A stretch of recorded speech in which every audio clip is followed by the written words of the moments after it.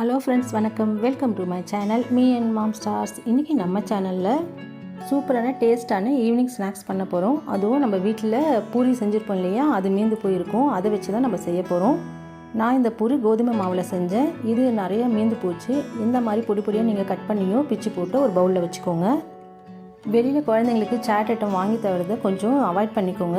நம்ம வீட்லேயே என்னென்ன பொருள் இருக்குதோ அதை வச்சு நம்ம குழந்தைங்களுக்கு செஞ்சு கொடுக்கறதுக்கு ட்ரை பண்ணுங்கள். இந்த சாட் ஐட்டம் பண்ணுறதுக்கு குடமிளகாவையும் ஒரு ஆனியனும் ரஃப்பாக கட் பண்ணி வச்சுக்கோங்க.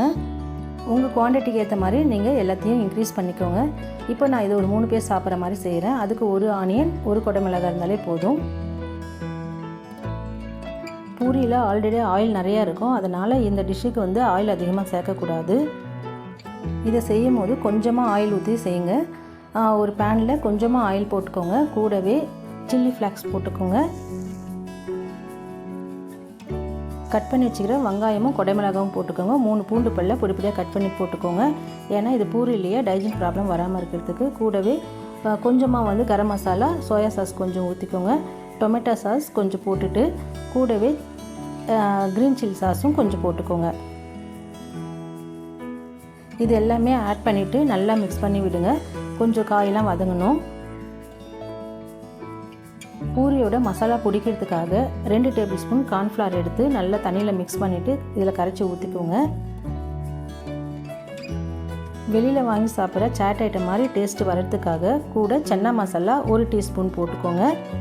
இது கூடவே மசாலாலாம் நல்லா பச்சை வாசனை போகிறதுக்கு கொஞ்சமாக தண்ணியை ஊற்றிக்கோங்க. லைட்டாக உப்பு போட்டுக்கோங்க. பூரியில் உப்பு இருக்கும், சாஸ்லாம் உப்பு இருக்கும். லைட்டாக உப்பு போட்டால் போதும்.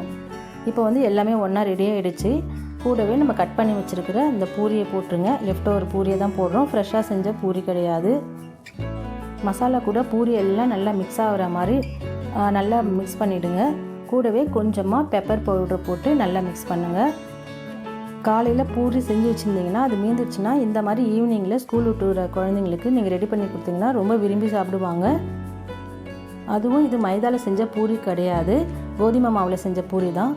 இதுக்கு சூடாக சர்வ் பண்ணும் போது கொஞ்சமாக கொத்தமல்லி இலையை போட்டு சர்வ் பண்ணுங்கள். மீந்து போன பூரியை தூக்கி போடாமல் இந்த மாதிரி நீங்கள் ரெடி பண்ணி சாப்பிட்டிங்கன்னா ரொம்ப டேஸ்ட்டாக இருக்கும். நீங்களும் வீட்டில் ஒரு தடவை இது மாதிரி ட்ரை பண்ணி பாருங்கள். இந்த வீடியோ பிடிச்சிருந்தா லைக் பண்ணுங்கள், ஷேர் பண்ணுங்கள், கமெண்ட் பண்ணுங்கள். Me&Mom ஸ்டார்ஸ்க்கு சப்ஸ்கிரைப் பண்ணுங்கள். சுவையாக சமைங்க, அளவாக சாப்பிடுங்க. தேங்க்யூ.